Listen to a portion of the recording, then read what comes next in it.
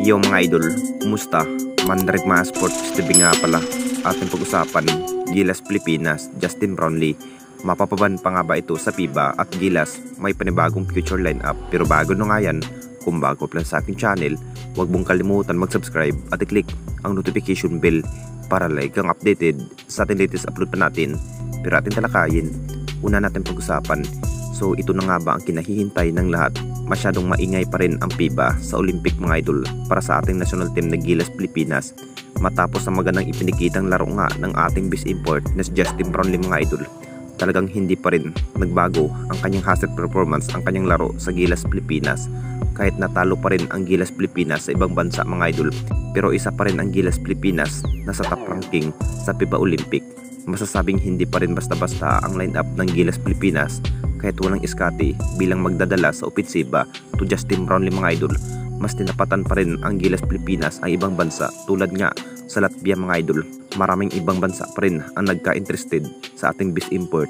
Mas pinatunayan pa rin ni Justin Brownlee mga idol, mas kayang bubuhatin ang buong kupunan tulad nga sa ating national team na Gilas Pilipinas. Alam naman natin lahat mga idol, marami pa rin ang nasasabi mapapaban pa nga ba ito ang isang Justin Brownlee sa FIBA mga idol. Dahil sa nagdaang Asian Game, si Justin Brownlee pa rin ang dahilan kung bakit nakuha nga ang malaking tagumpay sa ating national team na Gilas Pilipinas. Pero sa pagkatapos nga sa naging laban, talagang masamang pangyayari nga ang dumating sa ating best import dahil sa doping test issue.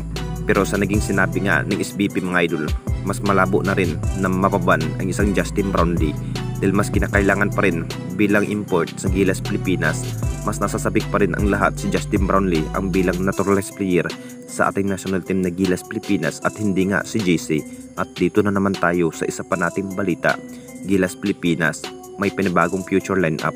Alam na nating lahat mga idol, may plano pa rin si Coach Tim na babaguhin nga ang lineup ng Gilas Pilipinas kung mapapalaban na nga ito ang Gilas Pilipinas. Nakita naman nating lahat mga idol, kulang na kulang pa rin ang Gilas bilang guard kung bakit mas mahina pa rin sa outside shooting.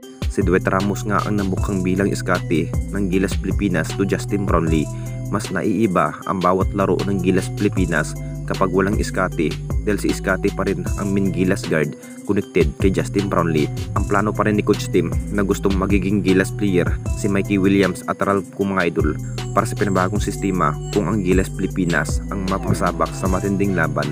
Nakita naman nating lahat mga idol sa naging performance ang isang Mikey Williams, makapagtala pa rin ng maraming maitala sa bawat laro.